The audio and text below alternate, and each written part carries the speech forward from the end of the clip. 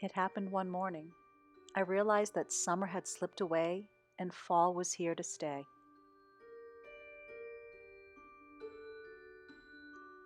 With a chill in the air and crunching leaves underfoot, my mind begins to wander back to my childhood, a time when my handcrafted Halloween decor took over the house. Each October, this passion is reignited and the child inside me takes over, decorating here and there, even if it is just a few touches to raise my spirits. And don't worry, they're friendly spirits. Welcome to Sugarwood, a place where childhood memories and old world traditions will become a reality.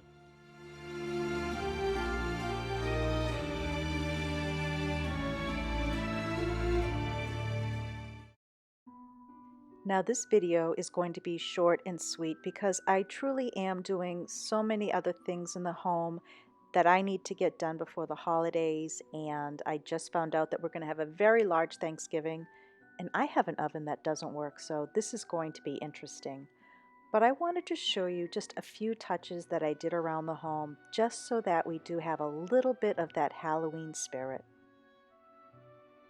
I assure you, this spider was not a cast of the video, yet here he is. He showed up for the part.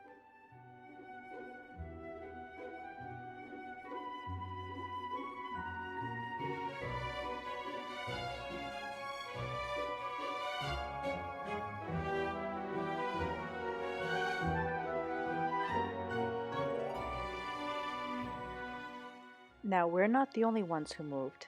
Chat came along too. Do you remember Chat from last year?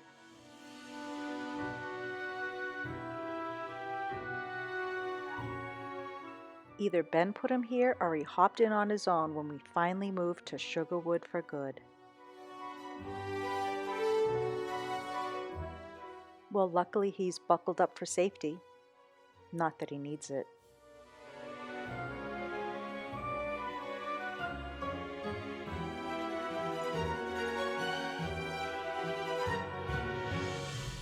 At first he wanted to watch over the backyard and gardens while he was waiting patiently for his coffee.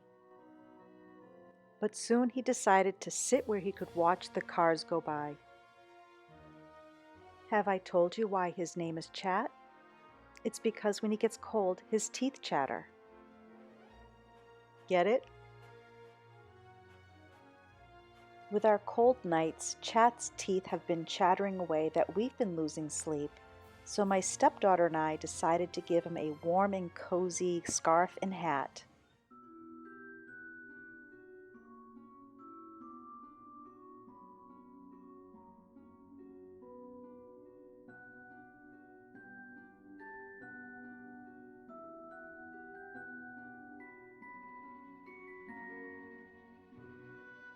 Now when Chat found out a squirrel was eating Sugarwood's sign,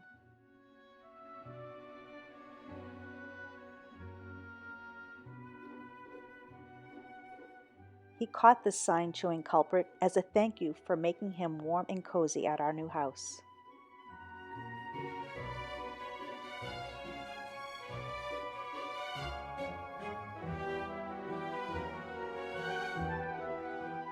In hindsight, the squirrel was probably trying to get even after I found a tree full of acorns, and I was curious to see what would happen if I would just touch one.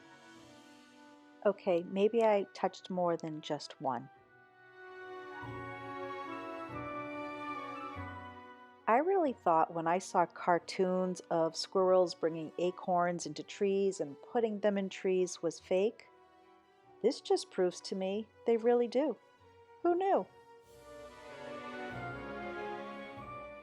That said, until at least November 1st, this night guard will be on duty.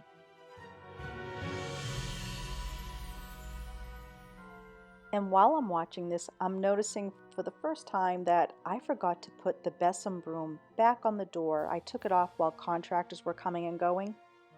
But just imagine the broom on that door.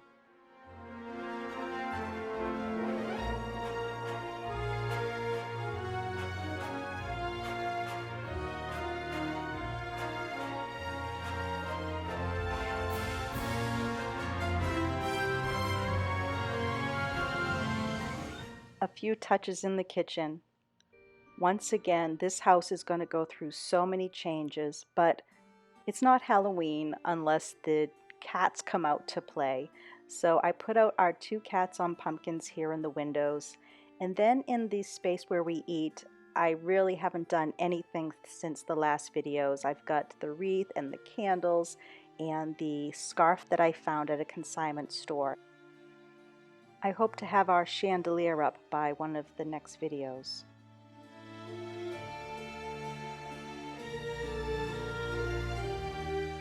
Now in the library, I put a few touches on the bookshelves, and I realized that I have to take all these books down and all the accessories, so I just put a few here and there until I figure out where things are going to go. But this whole space is going to be painted. The Dish Network has a really fun loop of a haunted house that you have to watch for things and they pop out. It's really fun to see. And here is the wood stove where we fix the gasket together. For the dining room, simple and classy and sophisticated is what I wanted to go for. And once again, very few things are out. I have a couple brass candles, a rat, a couple books with black and gold, black pumpkin, and a black tree. And of course, the cup, black and gold. Now, some of you have commented that you absolutely love this color. I know I've said it in the past videos. Unfortunately, this room will be changing color. I'm going to go for probably the same as the last dining room or simply white. Reason being, I did put up the lanterns from the previous home and the red walls completely do not work with them.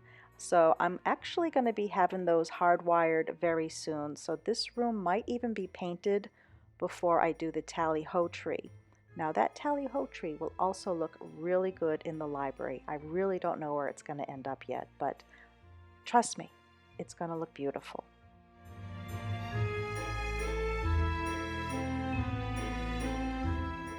My plans for next year also are a new dining room table, because this is an old kitchen table I've had for about 20 years. And I'm going to be getting a larger sideboard for the opposite wall that has right now the lift top chest. That will be going in another room once I find a replacement piece.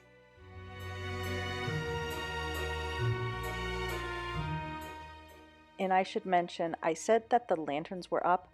I hung them up with a nail, so it was temporary. I did a vote on Instagram. It was a 76% that they liked the lanterns, and then I got a couple emails and direct messages that they didn't like the color of the lanterns with the wall. Could I change the lantern colors? I originally said no because I really like the copper patina, but if I do end up keeping this as a hunt theme versus going to the nautical, painting them black might work.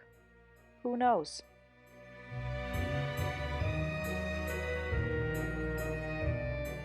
For now, I'm calling this the green room. It is more so our family room where we have our sectional. And right now, Miss Pierce is over the fireplace, and you may have seen the tutorial that I did showing how I did this very simple mask with black construction paper and thread. It's in one of my few previous videos.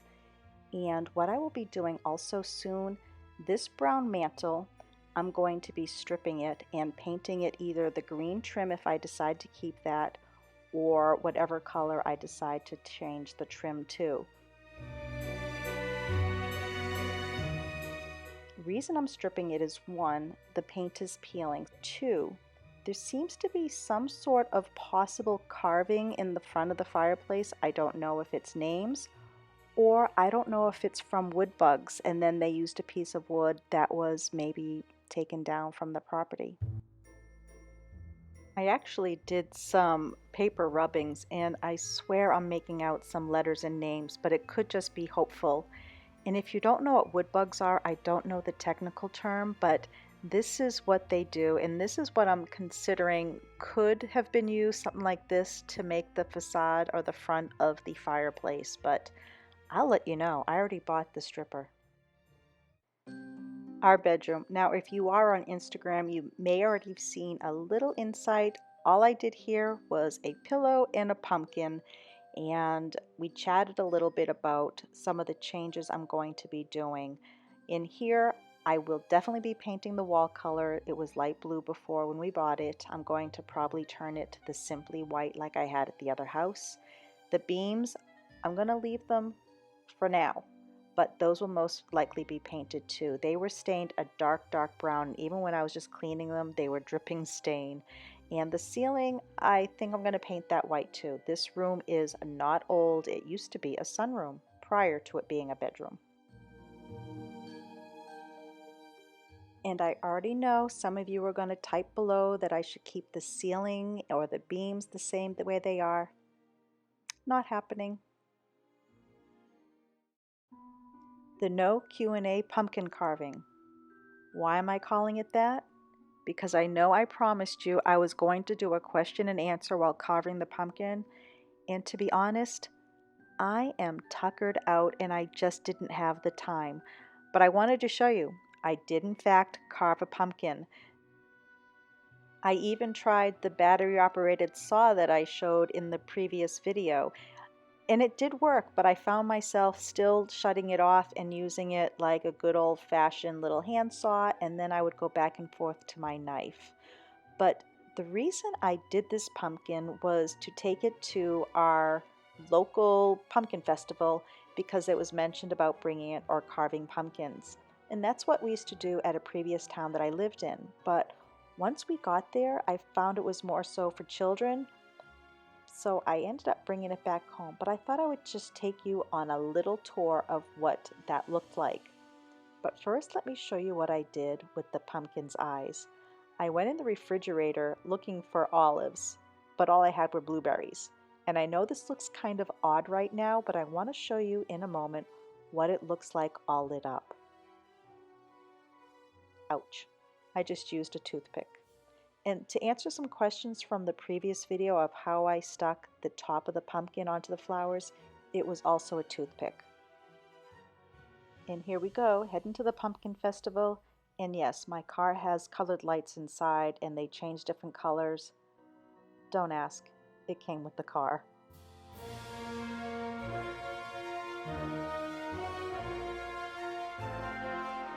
We got to the pumpkin festival early, so pumpkins were still being carved by the children, but here's a few I want to show you.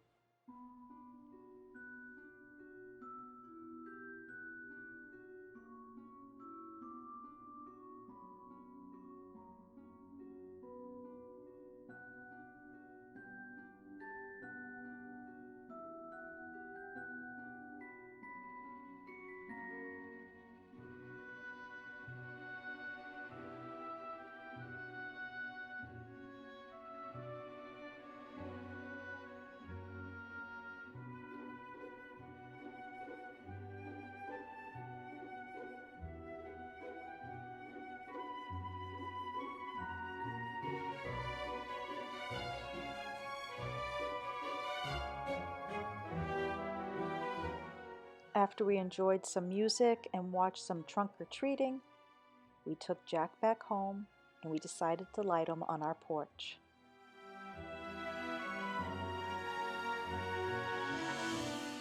And at this moment, I can honestly say I don't remember ever giving eyebrows to a pumpkin before. This might have been a first.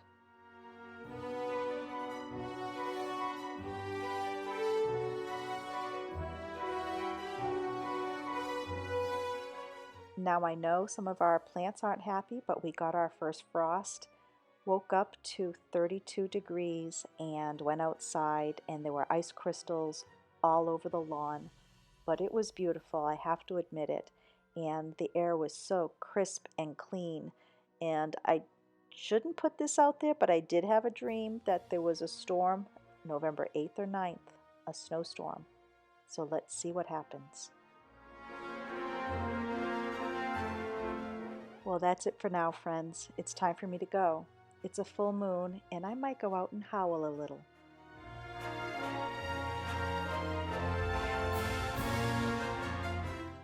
If you haven't already subscribed, please do so, and I welcome you to go over to New England Fine Living on Instagram if you haven't already, or please check out our website, lindasmithdavis.com or newenglandfineliving.com.